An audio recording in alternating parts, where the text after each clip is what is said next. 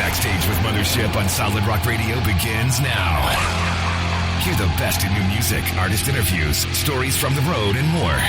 You are now backstage, and here's your host, Mothership.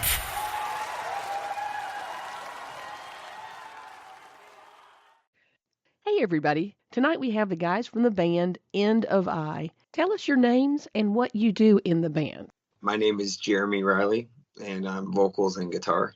Okay. My name is Gabriel Riley, and I'm the other guitarist. My name is Noah Riley, and I play drums. All right. So family affair? Yes, it is. We do have a bass player, but he's not here. He's up north right now. So Let me step out on a limb, and I assume that at some point, Jeremy, you came to the end of yourself. Yeah. And I don't know why I would think that. And, foreshadowing is my favorite literary device. So with that said, I know you've been on a long journey. Would you tell us about that? Well, it was definitely in stages. When he moves on us, it comes in waves. But for me, I've been playing, I think, guitar since I was 9. And from that point on, that's what I wanted to do. But what happened with me, once I reached an age where I could actually join a band and get into the music scene, along with that, obviously came drugs and alcohol and whatever else. And I just fell right into that trap. And I did secular music for quite some time. I think it was 2006. I had been struggling with addiction at that time for about 13 years. And what started out just smoking a little bit of weed and drinking a little bit turned into a $500 a week cocaine habit. I would do anything anybody put in front of me. So it wasn't just any particular drug, but it just ended with cocaine. And I was an absolute disaster. And I reached a point where, I had a wife at home, a 6-year-old boy, and my wife was pregnant for our second child, which is Mr. Noah right here. And so what ended up happening is I just had a night where I was out partying and I was strung out. My wife was looking for me and she couldn't reach me for about 12 hours. I told her I was coming home right after work, and then she didn't hear from me again. And I went to the dealer's house, and by this time it was like 3 a.m. in the morning, and I was just a mess. She was blowing my phone up. And when you're in that frame of mind, it's like when you're strung out and you're just fiending for more drugs. I was too paranoid to even pick the phone up. So she didn't even know if I was dead or alive. So if you hear her side of the story, it's crazy because she ended up calling the cops. They ended up coming to our apartment. They ended up telling her there's nothing we can do. He's probably be back. She kind of gave them the rundown that, I had struggled with addiction. But to make a long story short, I got in my car. I got enough courage to at least start moving back towards my house. And once I hopped on the expressway, I was about, maybe 5-10 minutes away. I just started to reflect on where my life was at. And at this point, I started to think about all the lies, all the weight I was carrying. She didn't know this, but we were $27,000 in debt. And we had absolutely nothing to show for it. And I was hiding it from her. So I was basically doing like the cash advance thing from the credit cards. So I'm here to tell you those interest rates and those fees are real. Man, yeah. Yeah, it was horrible. And so here I am. I'm just like meditating on where my life is, and everything just kind of hit me. And I started to weep in the car. And I reached a point mentally where I was like thinking of suicide, that would be an easier way out than having to deal with everything that I was facing, from the addiction to all the mess I'd made that I'd been hiding. And I just started to weep in the car, 3 a.m. in the morning, driving down the expressway. And I just screamed at the top of my lungs, God, if you are real, help me. Jesus, if you are real, help me. Why do I keep doing this to myself? And I just began to weep. But I was still driving. I was still driving towards the house. And when I got to the apartment, I got out of my car and went up to the door. And I knocked, and my wife answered it. And I thought she was going to berate me. But in that moment, she just cried and hugged me because she was just grateful that I was alive. And I've shared this a million times, but I think looking back now, if there was ever a moment where I seen the love of God in a human being, it was in that moment. And then I came in, I passed out, and I woke up the next morning. And all I can tell you is that for the first time in my adult life, my desire to stay clean outweighed my desire to get high for the first time. Nobody believed it. I was going to have to prove it to them. I was going to have to walk this thing out. But I can tell you, I knew that I knew that I knew that I knew that I was never going to touch anything again. And that was June of 2006. And I've been clean and sober ever since. Amen. Yeah. But here's the thing, like, a lot of times we think we have to get our lives together. We have to clean ourselves up before we can come to him. That's not my experience. All I did was cry out and ask for help. And that was enough. He met me in my lowest point. And what was crazy is after the experience of that, I was already playing in a secular band. And there was a part of me that was like, maybe I just need to walk away from all of this. I started blaming music and the environment that I was putting myself in. And as it turns out, I had a conversation with my biological father, and he's a Christian.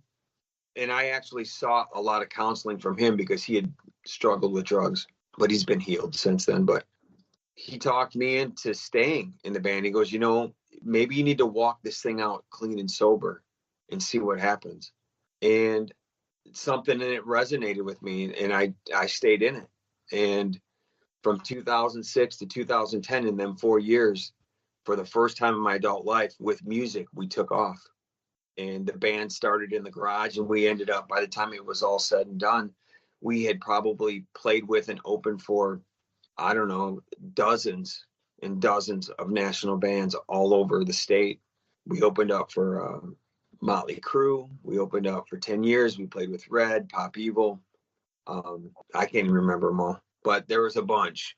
And I got to a point, I think towards the end of the summer of 2009, where we were doing all of this, all of these doors were opening, and we were playing all these big shows.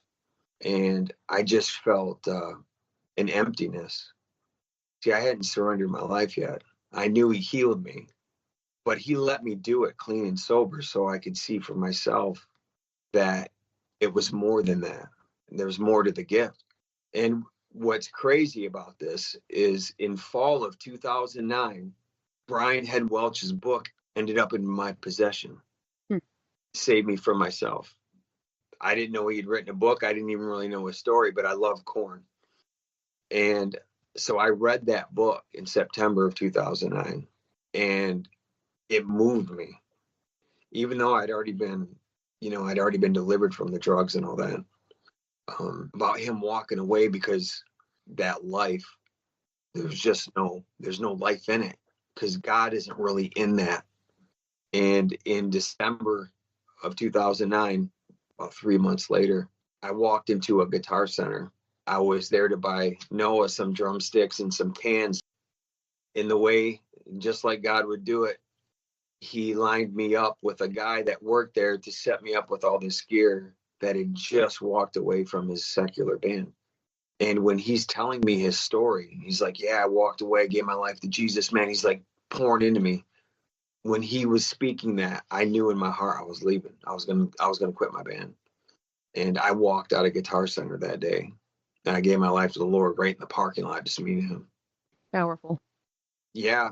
And that was the beginning of my walk with Jesus. I went home, told my wife, and her jaw dropped. She couldn't believe I was going to leave the band. Nobody could. They're like, what is it? I was 100 miles an hour trying to make this thing happen, and we were going places, and we could have probably been signed within 6 months to a year. We were rubbing elbows with all the right people. We had just recorded our second album. We had all of it. And then I dropped the bomb. I'm leaving. I think God wants me to leave. That's all I knew. Is I just had this, I knew that God wanted me to walk away from it. And so I laid the whole thing on the altar, and I wasn't going to play music again. I was done. I told God, it's like, if you want me to do this, you're going to have to make it happen, because I'm not.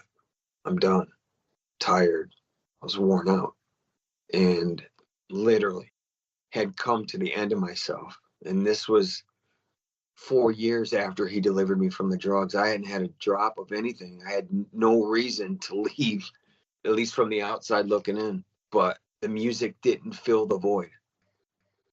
1 week after I left my band, I was driving to the store and I was listening to the radio, and it was a Christian radio station. It may have been Caleb, I don't remember, but the DJ had said something about a song, and one of the lyrics was "End of Me," and it pierced my heart. I'm like, oh man.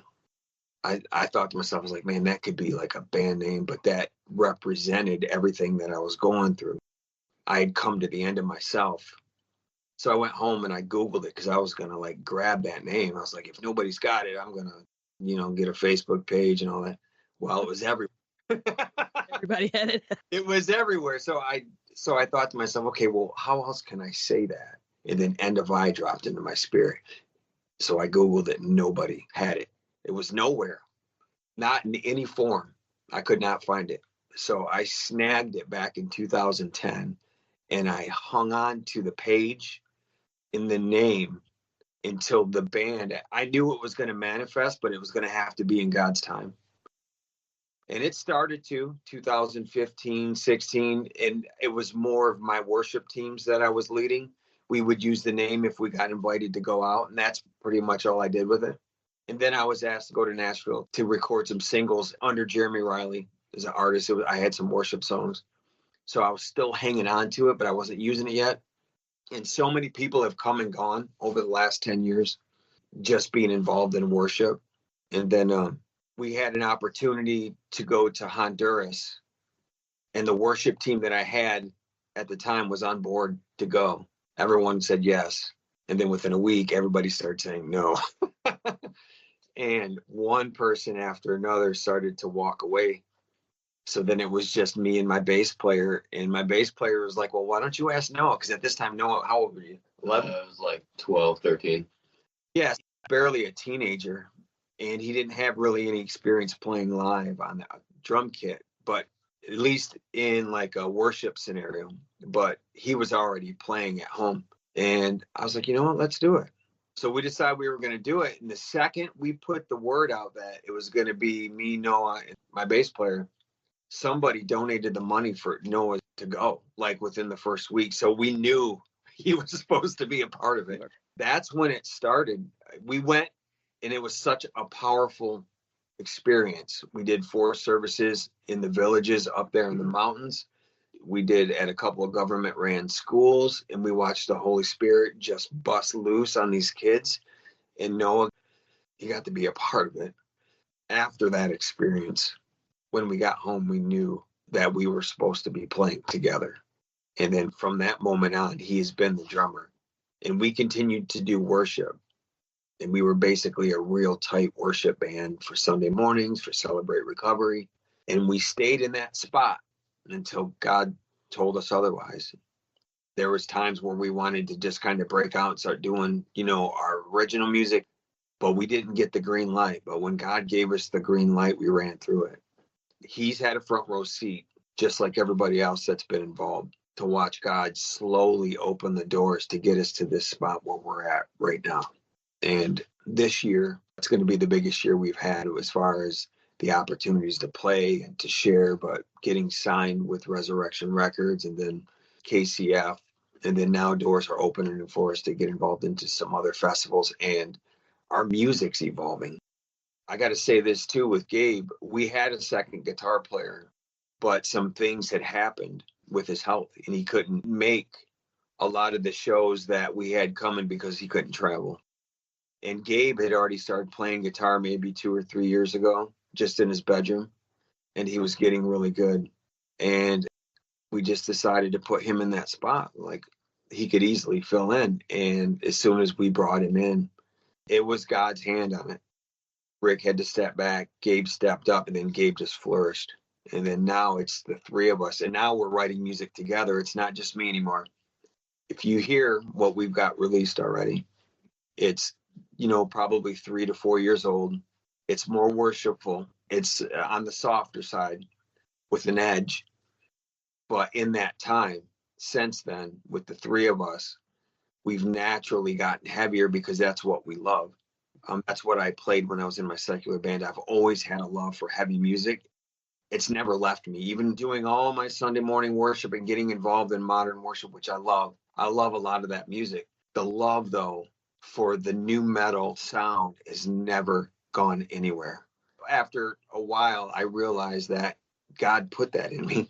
We are currently recording 6 songs, and everybody that has seen us live has pretty much unanimously said the same thing, that they didn't expect us to be as heavy as we are. Surprise. Yeah, surprise. And even when we play those older songs, they're heavier. Yeah. But the stuff we're writing now still has a worshipful tone to it. It's definitely got like an ambient sound and like an undertone, but it's definitely heavier and definitely more aggressive in a lot of ways. How important is it to you to have your family around you while you're doing this ministry? Oh, that's a very good question, because that was my prayer when I walked away from the band and I got involved in worship, and I kind of saw, okay, there's something here. There's a place. He didn't show me the whole staircase. He just showed me the step. But within that first year of walking on this path of worship, my prayer has always been, God, my desire is to be able to do what you created me to do, be able to support my family doing it, and have them with me. And I can tell you, as God is my witness, when I was praying that prayer, I had no idea that it was going to be like this. He was barely old enough to play drums. He wasn't even born yet. And somebody spoke a word over me that first year too. And it didn't make any sense because all my kids weren't here yet.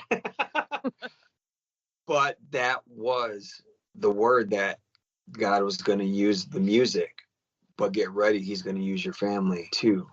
Having these guys with me and us going this route is not just a confirmation that, in comparison to how I was doing things before I came to the Lord, that this is the right path. But now they get a front row seat and we get to walk on this path together, and I can show them and point them in this direction. This is the way you do it. And these guys, they're not naive. I have not withheld anything from them as far as what I used to get involved in and the destruction that it brings. And as a family, we've had a lot of people go down that road, so they've been able to see it for themselves. We lost a really good friend in December who died of a drug overdose, who was somebody that was very close to me when I was in my secular band. And these guys know who he is. And then we all had to go to the funeral. That was an eye-opening experience for everybody there, because they could see that this is where that leads when you do it that way. But for the grace of God, right? Oh my gosh, yes. Jeremy, what were your musical influences growing up? Well, what's crazy is that when I was growing up, my parents listened to country nonstop. Even before I was actually exposed to rock, I just knew I didn't like country. Mm-hmm. So until I heard rock, I never really heard anything that I really loved. Until my biological dad, when he picked me up for the first time, I heard Pink Floyd, Another Brick in the Wall. When I heard that song and I heard the guitar solo, I was only like 4 years old. I'll never forget it. I was like, that is what I'm talking about. Classy music. Yeah. And then my brothers brought in like Def Leppard and Van Halen.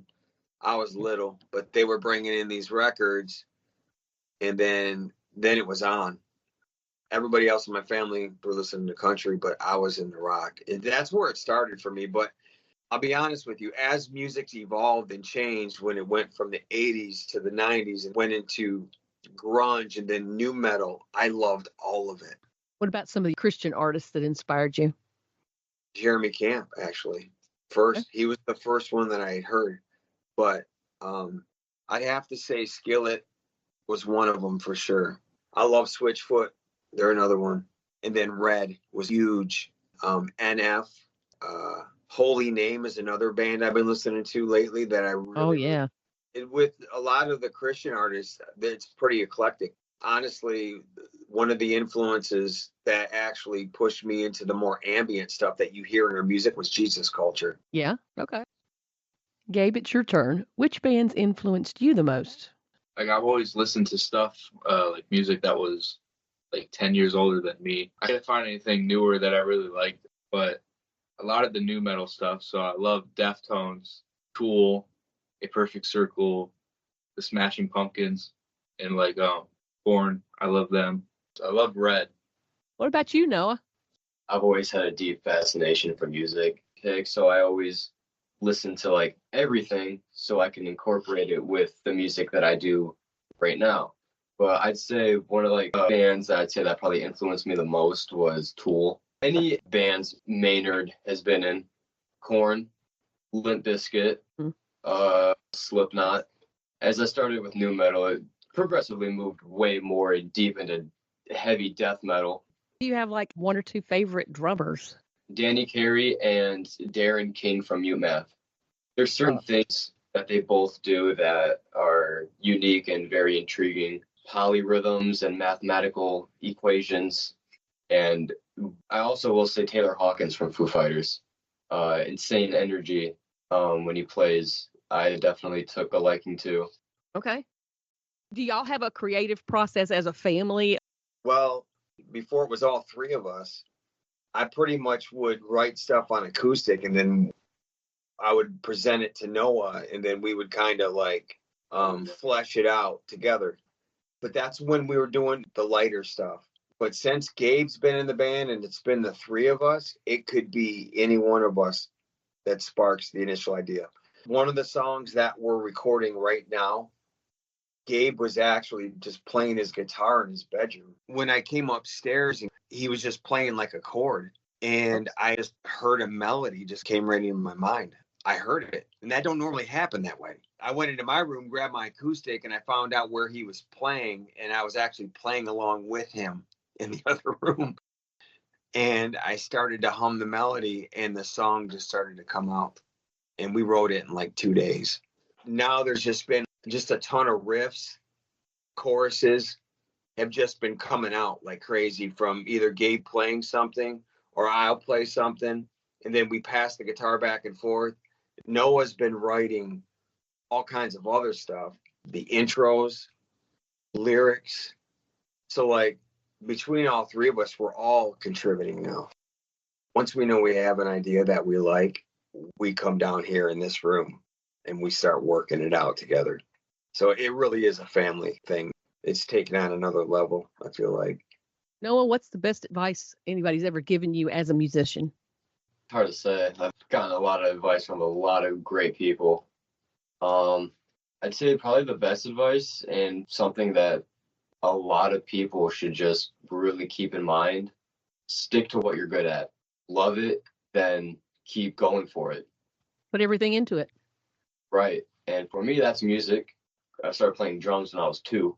When I got older, I started realizing I wanted to do music for the rest of my life when I was like 10 or 11. And then it wasn't until like 12 when we went on that to Honduras where it really started kicking off. And then now it's just been doors opening every which way for new opportunities, new people to meet. And it's really great. It's amazing. Gabe, your turn. Anybody give you any special advice? A lot about humility and being able to take advice.